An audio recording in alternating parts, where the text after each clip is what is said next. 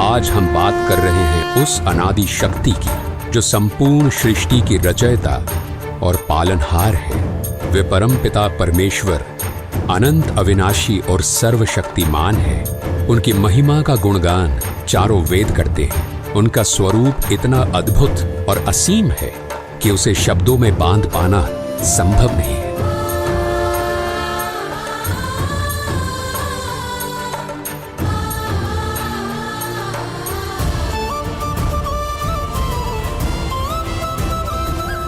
वो कबीर परमेश्वर ही हैं जिन्होंने अपने एक वचन मात्र से इस संसार की रचना की। उन्होंने समस्त जीवों को और इस संपूर्ण ब्रह्मांड को उत्पन्न किया। उनकी लीला और सामर्थ्य इतना अद्वितीय है कि उनका वर्णन मानव बुद्धि से परे है। वे सर्वशक्तिमान परमेश्वर ही सब कुछ है। उनका अस्तित्व केवल धर्म ग्रंथों के पन्नों तक ही सीमित नहीं है। वो सर्वशक्तिमान परमेश्वर जो अनादि और अविनाशी है, वो स्वयं इस धरती पर प्रकट होकर अपनी दिव्य शक्ति और सामर्थ्य का एहसास कराते हैं। उनकी अद्भुत लीलाओं को जानकर हर हृदय श्रद्धा से भर जाता है और हर मस्तक उनका सजदा करता है। उनकी लीला इतनी चमत्कारी और प्रभावशाली होती है कि वो युगों युगों तक मानव जाति के हृदय और इतिहास में अपनी गहरी छाप छोड़ जाती है। उनकी उपस्थिति सच्चाई, प्रेम और धर्म का ऐसा प्रकाश फैलाती है जो हर आत्मा को परमात्मा की ओर प्रेरित करती है।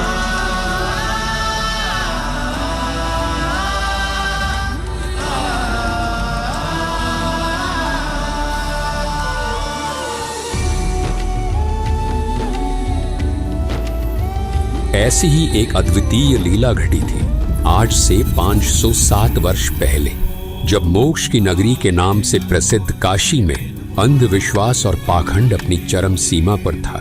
धर्म और अधर्म के बीच की रेखा मिटती जा रही थी क्योंकि कुछ स्वार्थी ब्राह्मणों के लालच ने धर्म को अपने फायदे का जरिया बना लिया था। आस्था और विश्वास को इस हद तक तार तार किया जा रहा था कि काशी के कुछ स्वार्थी पंडे हत्यारे हो चुके थे। काशी और उसके आसपास के क्षेत्रों में यह अफवाह फैलाई जा रही थी कि जो काशी में मरेगा वो स्वर्ग जाएगा और जो मगहर में मरेगा वो नर्क जाएगा। इस प्रकार जनता को धर्म के नाम पर भ्रमित कर उनकी भावनाओं, आस्था और विश्वास का शोषण किया जा रहा था। काशी के पंडे मानो स्वर्ग की टिकट बांटने वाले दलाल बन गए थे। श्रद्धालु जो अपनी आस्था और मोक्ष की चाह से वहां आते थे, वे इन पंडों के सामने फरियादी बनकर खड़े होते और प्रार्थना करते थे, हे महाराज, पहले हमारे पिता की गर्दन काट दिए ना। सोचिए वो मंजर कितना भयानक और अमानवीय होगा। धर्म की पतवार को थामे हुए इन स्वार्थी ब्राह्मणों ने धर्म का मार्ग त्याग कर अधर्म के इस घिनौने कृत्य को कैसे स्वीकार कर लिया होगा। जो धर्म सत्य, करुणा और अहिंसा का प्रतीक है, उसे उन लालची पंडों ने लोभ और क्रूरता की भेंट चढ़ा दी। ये दृश्य केवल मानवता का अपमान नहीं था, बल्कि धर्म और विश्वास के नाम पर किए गए सबसे बड़े छल का प्रतीक था। ये 15वीं सदी का दौर था। कबीर परमेश्वर जी भक्ति युग की मशाल जला चुके थे और उनका उद्देश्य था पाखंड और अंधविश्वास की जड़ें उखाड़ फेंकना। उनकी शिक्षाओं और उनके अद्वितीय आध्यात्मिक ज्ञान ने आदि सनातनी भक्ति को फिर प्रकाशित करते हुए उस काल के पाखंड रूपी तंबू में आखिरी कील ठोक दी थी। इस समय स्वर्ग प्राप्ति की झूठी आस में हजारों बुजुर्ग दंपत्ति अपनी अंतिम श्वास लेने के लिए आने लगे। काशी के लालची पंडों ने इस स्थिति का फायदा उठाते हुए उन बुजुर्गों की सेवा और देखभाल के नाम पर उनके बच्चों से भारी धनराशि वसूल करनी शुरू कर दी। श्रद्धालु अपनी आस्था और माता पिता की स्वर्ग प्राप्ति की लालसा में इन लालची पंडितों को मनमानी रकम देते गए।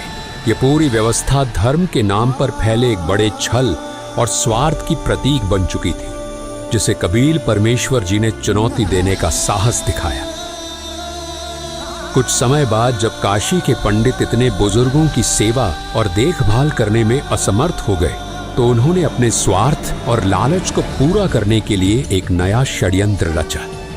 पाखंडी पंडितों ने ये अफवाह फैलानी शुरू कर दी कि गंगा नदी के किनारे भगवान का एक करोत आता है। उन्होंने ये दावा किया कि यदि कोई श्रद्धालु इस करोत के नीचे लेट जाए तो वो सीधे स्वर्ग जाएगा। इस करोत के नीचे लेटने की प्रक्रिया के लिए ये पंडित स्वर्ग जाने की फीस वसूलने लगे। ये भ्रामक धारणा और पाखंड इतनी तेजी से फैलने लगा कि भले भले श्रद्धालु जल्दी स्वर्ग प्राप्ति की लालसा में अपने गले कटवाने तक तैयार हो गए। और जब इस पाखंड ने अपनी सीमाएं लांघ दी, तब कबीर परमेश्वर जी ने इसे चुनौती दी। कबीर परमेश्वर जी ने अंधविश्वास और पाखंड की जड़ें हिलाने के लिए एक ऐतिहासिक और साहसी निर्णय लिया। उन्होंने ऐलान किया कि वे काशी में नहीं बल्कि मगहर में अपने शरीर का त्याग करेंगे और स्वर्ग से भी ऊपर सतलोक को सह शरीर जाएंगे। इस घोषणा से काशी के पंडितों और स्वार्थी लोगों में खलबली मच गई। निर्धारित समय पर कबीर परमेश्वर जी ने मगहर की ओर प्रस्थान किया।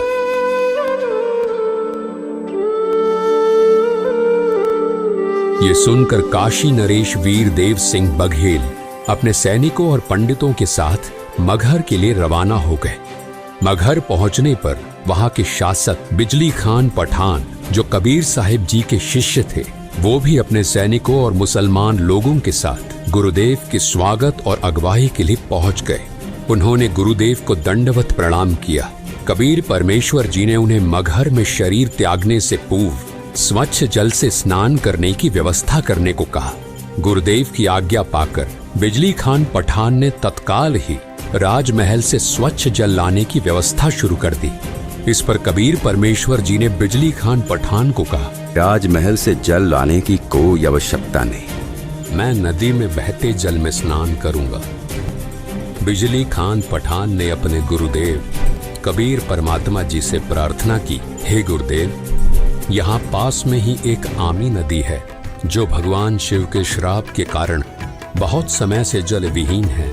राजा की बात सुनकर कबीर परमात्मा जी मुस्कुराए और कहा, राजन, चिंता ना करो, मुझे उस नदी के पास ले चलो। नदी के पास पहुंचने पर कबीर परमात्मा जी ने नदी की ओर हाथ बढ़ाया, मानो उसे चलने का आदेश दे रहे हो। तभी नदी के अंदर कुछ दूरी पर जोरदार धमाके की आवाज सुनाई दी और जमीन के अंदर से एक विशाल जलधारा फूट पड़ी, जो आसमान की ओर ऊंचाई तक दिखाई दी। देखते ही देखते वो सूखी आमी नदी जल से भर गई और उसमें से जल बहने लगा। ये चमत्कारी दृश्य देखकर वहां के सभी लोग आश्चर्यचकित रह गए और जोर जोर से कबीर परमात्मा की जय हो का जयकारा लगाने लगे। कबीर परमात्मा जी ने शिव जी के श्राप से ग्रस्त उस सूखी नदी को जल से ओत प्रोत कर दिया और अपनी दिव्यता का प्रमाण दिया। इसके बाद कबीर साहिब जी ने उसी पवित्र नदी में स्नान किया।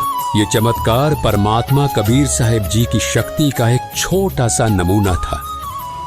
कबीर परमात्मा के शरीर त्यागने से पहले ही दोनों राजा काशी नरेश वीर देव सिंह बघेल और मगहर नरेश बिजली खान पठान अपने अपने मन में विचार करने लगे। काशी नरेश वीर देव सिंह बघेल सोच रहे थे कि कबीर साहिब का अंतिम संस्कार हम हिंदू रीति रिवाजों से करेंगे, मुसलमान रीति रिवाजों से हम उन्हें दफनाने नहीं देंगे।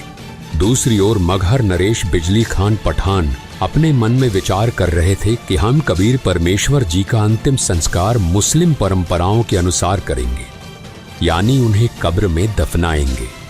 इन काफिर हिंदुओं को उनके अंतिम संस्कार के रीति रिवाज नहीं निभाने देंगे। दोनों राजाओं के मन में ये अंतर्द्वंद्व चल रहा था और वे अपनी अपनी परंपराओं के अनुसार कबीर साहिब जी के अंतिम संस्कार को संपन्न करने के लिए दृढ़ थे। ये स्थिति उस समय की धार्मिक कट्टरता और वैचारिक संघर्ष को दर्शाती थी, जिसे कबीर साहिब जी ने अपने पूरे जीवन में तोड़ने का प्रयास किया था। परंतु कबीर परमात्मा की लीला इससे भी ऊपर थी और उनकी दिव्यता ने इस विवाद को भी एक चमत्कारी मोड़ दिया। दोनों सेनाओं को आमने सामने खड़ा देख कबीर परमात्मा जी ने स्थिति को समझते हुए दोनों राजाओं से प्रश्न किया, राजन, ये कैसा दृश्य है?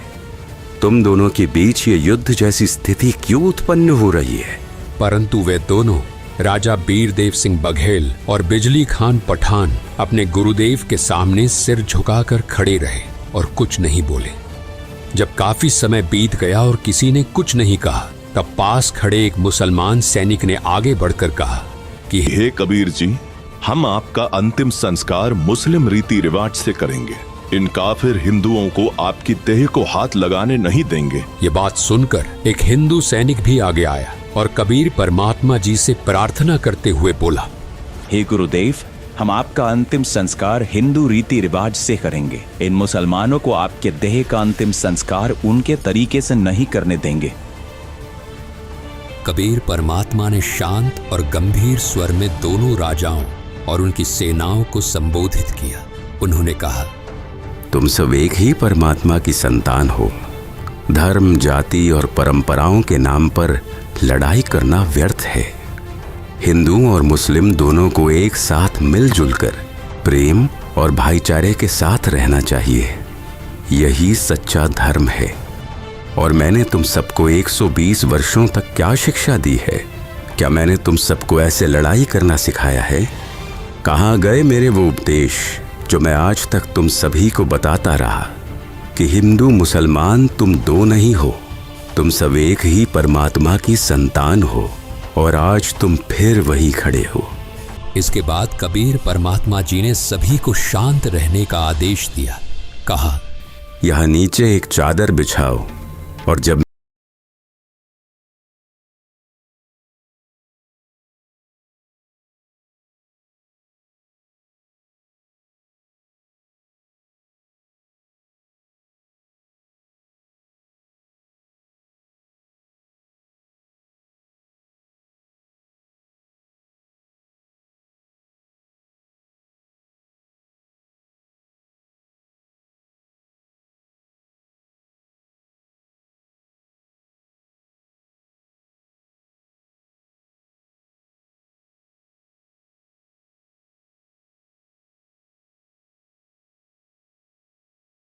पक्के रह गए। सभी ने आकाश की तरफ देखा तो कबीर परमात्मा सशरीर सतलोक जाते दिखाई दिए। सभी उपस्थित लोगों के सामने जब चादर हटाई तो वहां केवल सुगंधित फूल बिछे हुए थे। उनके शरीर का कोई भी अंश वहां नहीं था। कबीर परमात्मा ने अपने दिव्य स्वर से सभी को संबोधित करते हुए कहा, हिंदू और मुस्लिम मेरे बच्चों, इन चादर और फूलों को आपस में बराबर बराबर बांट लो। इस प्रकार तुम सभी प्रेम और भाईचारे से रहना सीखो। उनके ये